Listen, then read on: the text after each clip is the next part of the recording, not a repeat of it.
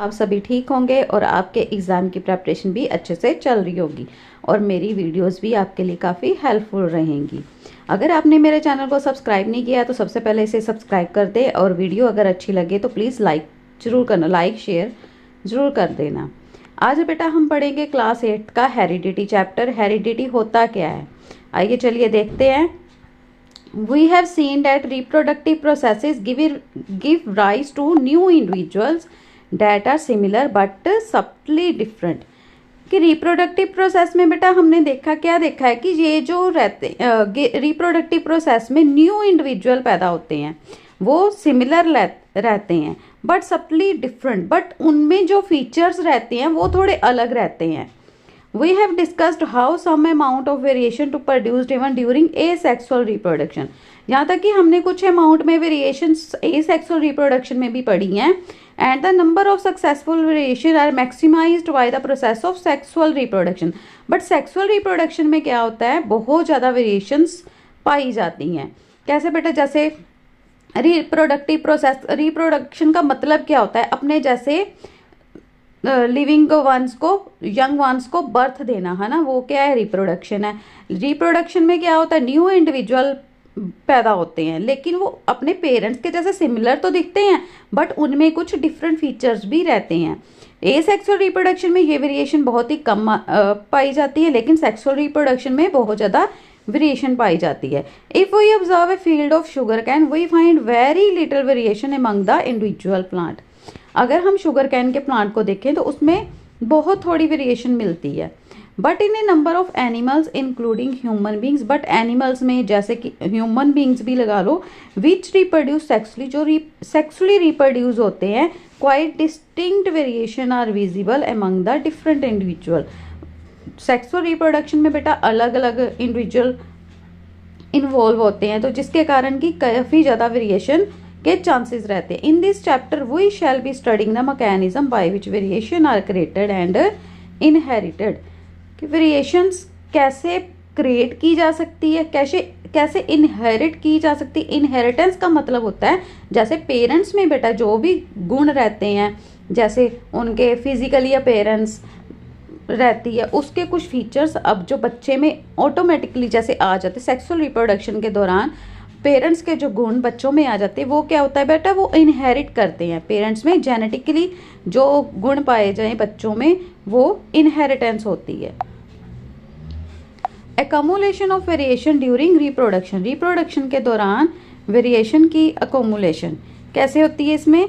Inheritance from the previous generation provide both a common basic body design and A subtle changes into it for the next generation. Inheritance बेटा जो पिछली पीढ़ी है उसमें क्या है, प्रोवाइड बोथ है common basic body design, common body design रहता है but subtle changes in it. जैसे कि ह्यूमन बींग्स बेटा वो उनका जो बेबी रहेगा वो भी ह्यूमन बींग जैसा ही दिखेगा ना, उनमें सेम चीज़ें आ रही हैं, फीचर सेम आ रहे बट कुछ चेंजेस आ रहे हैं नेक्स्ट जनरेशन में। जैसे उनके आइज कलर ले लो, हेयर ले लो, हाइट, ऐसे करके कुछ चेंजेस आ जाते हैं। Now think about what would happen when this generation in its turn reproduce. आप सोचो क्या होगा नेक्स्ट जनरेशन में।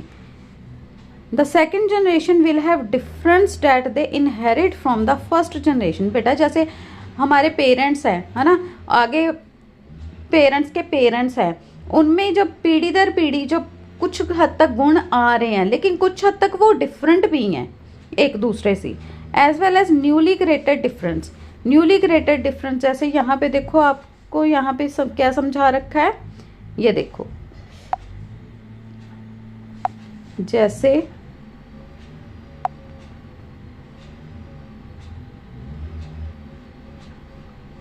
creation of diversity over succeeding generation, the original mechanism will give rise to say two individuals similar in body design। ये देखो body design में ये similar हैं, अपने पेरेंट्स के जैसे हैं लेकिन कुछ हद तक चेंजेस है, जैसे ये पार्ट और ये पार्ट, है ना, ये कुछ हद तक डिफरेंट है। आगे इनकी जनरेशन में भी ये देखो थोड़ा सा और चेंजेस आ गए, वेरिएशंस आ गई इस ऐसे जो कुछ हद तक, लेकिन इनकी बॉडी स्ट्रक्चर सेम है, बॉडी स्ट्रक्चर सेम आ रही है लेकिन इनमें कुछ चेंजेस आ रहे हैं। देखो ये अपने पेरेंट्स से कुछ अलग हो गया, ये कुछ अलग हो गया, डिफरेंट हो गया, ये इसका कलर चेंज हो गया। जो अपने पेरेंट्स के बॉडी स्ट्रक्चर सेम आ रही है लेकिन कुछ फीचर्स इनके डिफरेंट आ रहे हैं, इसको कहते हैं variations.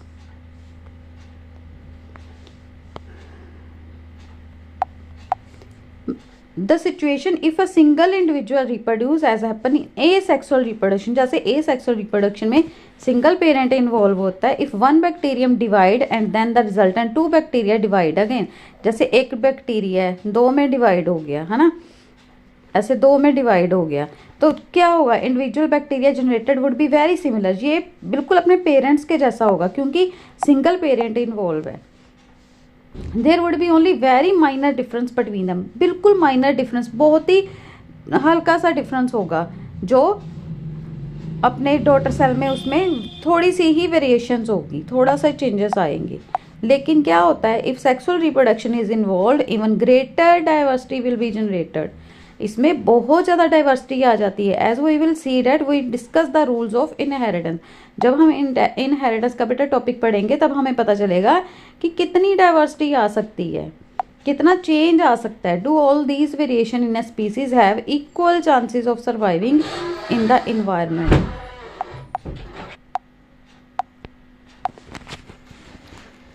In the environment in which they find themselves, all these variation do, और क्या जो वेरिएशन है किसी भी स्पीसीज की किसी भी इन्वायरमेंट में जो जिंदा रहने के चांस रहते हैं, जिस इन्वायरमेंट में वो पाया जाए उसमें जिंदा रहने के चांस को उस स्पीसीज की वेरिएशन कहते हैं। ओब्वियसली नॉट, ऐसा नहीं होता बेटा, depending on the nature of variation. जैसे कोई भी लिविंग बीइंग ले लो, किसी भी स्पीसीज का, जब वो पीढ़ी दर पीढ़ी जनरेशन बाय जनरेशन उसमें कुछ मॉडिफिकेशन, उसकी बॉडी स्ट्रक्चर में कुछ मॉडिफिकेशन होती है, कुछ फीचर्स चेंज होते हैं। क्यों होते हैं वो बेटा, वेरिएशंस होती है। जैसे इन्वायरमेंट में चेंजेस आ रहे हैं वैसे वैसे उनकी बॉडी में भी चेंजेस आ रहे हैं ताकि वो उस इन्वायरमेंट में सरवाइव कर सके। वो उसकी वेरिएशंस हैं कि वो इस जो इन्वायरमेंट के अकॉर्डिंग अपनी बॉडी को ढाल लेते हैं, उस इन्वायरमेंट में सरवाइव कर सकते हैं, वही उसका बेटा अडेप्टेशन होती है कि अपने आप को उस माहौल में ढाल लेना और कुछ फीचर्स को अडेप्ट कर लेना। और बॉडी में क्या हो जाती है, क्या होती है, स्पीसीज में वेरिएशंस हो जाती है। Depending on the nature of variation different individuals would have, different individual में क्या होता है, different kinds of advantages, different kind of advantages, different individual में बेटा डिफरेंट काइंड के एडवांटेजेस होते हैं। जैसे कि हम बैक्टीरिया की एग्जांपल लें, that can withstand heat will survive better in A heat wave, कि ये नहीं कि उस गर्मी में वो जिंदा रह सकता है, सर्वाइव कर सकता है बेटर तरीके से, चाहे इन हीट वेव, कि हीट वेव में वो उसको वैसे इन्वायरमेंट नहीं मिलेगा जैसा कि हमने पहले डिस्कस करा। Selection of variant by the environmental factor forms a basic of for evolutionary process. बेटा जो बॉडी में चेंजेस आते हैं, जो अडेप्टेशंस होती हैं है ना, जो वेरिएशंस आते हैं, वो उसमें क्या होता है, कुछ एवोल्यूशन भी हो जाती है, एवोल्यूशनरी प्रोसेस होता है जिसके कारण कोई भी बॉडी किसी भी तरह के एनवायरनमेंट में सरवाइव कर सकते हैं। क्योंकि स्पीसीज में वेरिएशंस आ गई, कुछ फीचर्स उन्होंने अडेप्ट कर लिए, कुछ उनकी बॉडी स्ट्रक्चर ऐसे वैसी बन जाती है ताकि जो वो सरवाइव कर सकें। इसके बाद बेटा ये 2 क्वेश्चंस हैं, आइए चलिए इनके सॉल्यूशंस को भी डिस्कस कर लेते हैं। फर्स्ट क्वेश्चन है बेटा, if A trait A exist in 10% of a population, किसी भी पॉपुलेशन के 10% में कोई ए ट्रेट है, ए सेक्सुअली रिप्रोड्यूस हुआ है, ये ए सेक्सुअली रिप्रोड्यूस हुआ है स्पीसीज, और जो ट्रेट बी एग्जिस्ट कर रहा है वो 60% है, 60%। Which trait is likely to have give rise earlier, कौन सा ट्रेट जल्दी अराइज होगा। इन ए सेक्सुअल रिप्रोडक्शन में बेटा क्या होता है, reproducing cell produce a copy of their DNA, double copy बनती है ए सेक्सुअल रिप्रोडक्शन में। जो भी डॉटर सेल रहते हैं वो सेम रहते हैं, अपने पेरेंट्स जैसे सेम रहते हैं, लेकिन अगर कोई चेंजेस हो भी जाए तो बेटा क्या होता है, उसके डीएनए में कुछ चेंजेस आए हैं। Copy of their DNA through some chemical reaction, कुछ थोड़ी बहुत केमिकल रिएक्शन के कारण उनके डीएनए की जो कॉपी रहती है सेम वैसे ही प्रोड्यूस होती है केमिकल रिएक्शन के कारण। This copying of DNA is not accurate and therefore the newly form DNA has some variation. उसके डीएनए में अगर कोई भी copy of DNA is not है, जब भी डीएनए के बेटा कॉपी मतलब कि डीएनए जब रेप्लिकेट हो रहा है नेक्स्ट जनरेशन में जा रहा है तो उसमें कुछ एक्यूरेशन नहीं होगी, तब भी उसमें कुछ वेरिएशंस आती हैं। एसेक्सुअल रिप्रोडक्शन के दौरान वो सेम पेरेंट्स जैसा होता है, लेकिन कुछ हद तक अगर डीएनए में कुछ एक्यूरेशन ना हो तो वो सेम नहीं रहता। It can be easily observed in the figure in asexual reproduction very few variation allowed. अगर हमने देखा हो, हमने बुक में भी ये पढ़ा था कि इनमें थोड़े थोड़े चेंजेस आ रहे हैं। ये देखो बिल्कुल हल्का चेंजेस आ रहे हैं, ये नहीं कि ये पूरा का पूरा इसका कलर चेंज हो गया, पूरी की पूरी बॉडी स्ट्रक्चर चेंज होगी या कुछ भी, है ना। हल्के हल्के से इसमें चेंजेस आ रहे हैं। क्यों आ रहे हैं? बहुत ही कम है, ये वेरिएशंस हो रही हैं इसमें।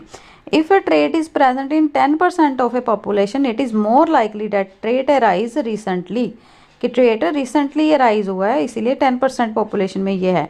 Hence it can be concluded that trait B exist in 60% of same population has arisen earlier than trait A, कि अगर ज़्यादा अमाउंट में है 60% में है, अगर उसकी जो अगर रिप्रोडक्शन होगी बेटा तो वो ज़्यादा बनेंगे, है ना। Same population has arise earlier than trait A, कि ट्रेट ए से ज़्यादा ट्रेट बी दिखेगा हमें उसके